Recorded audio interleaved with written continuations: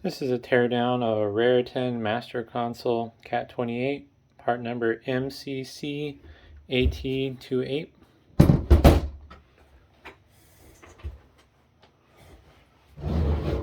And I don't know what the order these are going to be going up in, but I have a bunch of these Raritan KVM units I will be tearing apart. So definitely check out my other videos as well if you're interested in this stuff.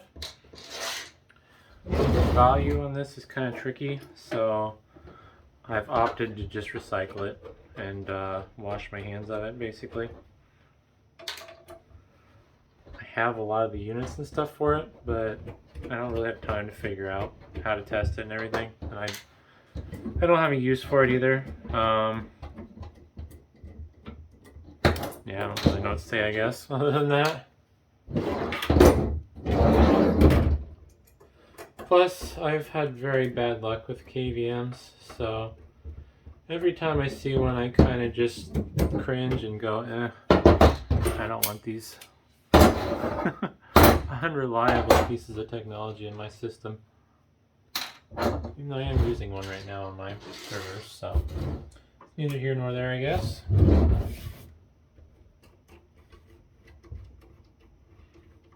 My suspicion with this particular unit is there's not going to be much inside to see.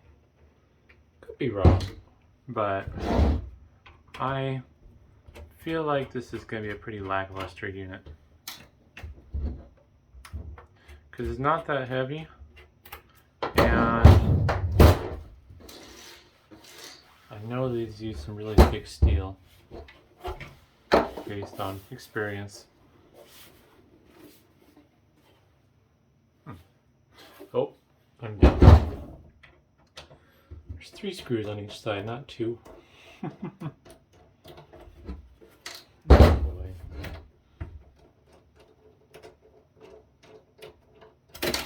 I don't know. Yeah, not much to see inside. Pretty boring PCB. Run-of-the-mill power supply. Almost looks similar to the other power supply units I've tore apart. Or KVM units, that is.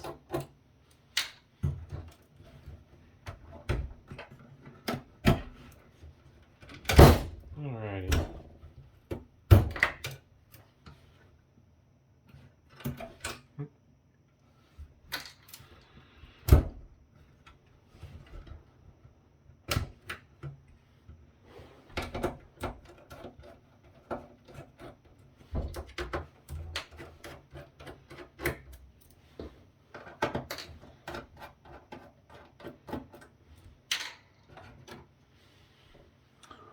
There's the power supply. No bad caps, that's always a plus. Oh, that's interesting. The power input has a little built-in switch, and it's just kind of wired up, kind of in line with the outlet. Kind of a neat design. I don't think I've seen one like that. Usually you see the wires, but they just did like a little jumper and some heat shrink. Which, oddly enough... No, alright, yeah, they're switching the hot. It's like, are they switching neutral?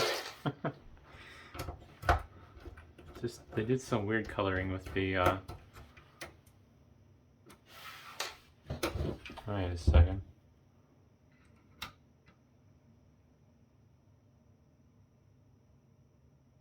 Are they? Why am I being stupid here? Oh, no, they're not. They're switching on. Alright. I'm just being dumb.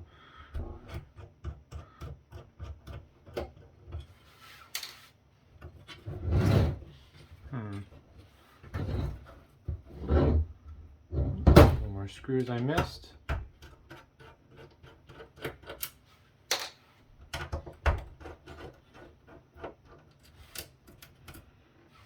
And then we gotta get these standoffs off the serial and VGA port.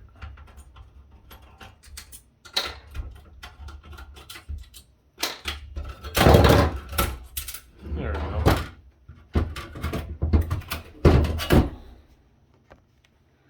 Here's the main PCB.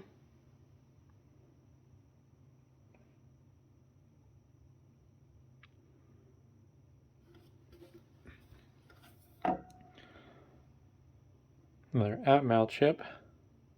Different model though. Some stuff that's not populated because this is only an 8-port model instead of a 16.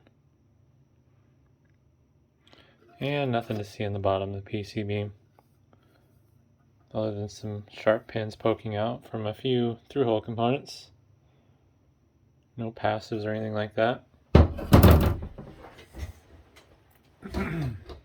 Let's get this faceplate off after I remove 2 screws. Oops. How's my zoom? Could be better. There we go.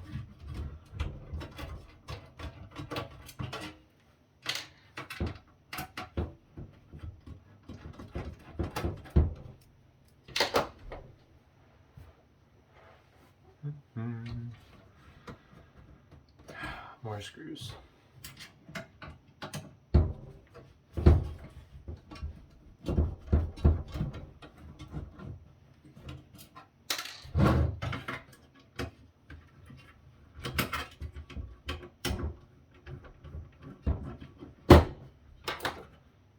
Alright, I think that'll come off. There we go. That's interesting. Always wondered why some people use weird colors of silkscreen. I mean, they're common, but they're just not what you normally see. Green's usually the popular one.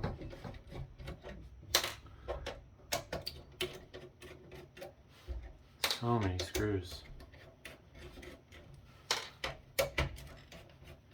I feel like there's an easier way they could have done this.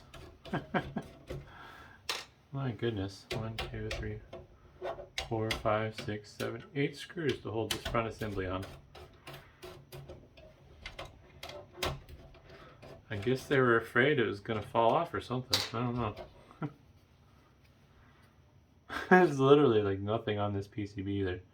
It's just some tactile switches and some LEDs. I guess they probably screwed it down so much because they were afraid that the force of people pushing on the buttons was going to cause the PCB to bow and then not get good contact. But yeah, there's just not much to this front button assembly. It's just a PCB with buttons. And I'm guessing with all these conductors that they have going to the front PCB, it's just a one-to-one wiring. No fancy shenanigans there. But yeah, I don't know. That was admittedly a little more disappointing than I thought it'd be, but either way, for me this far, thanks for watching.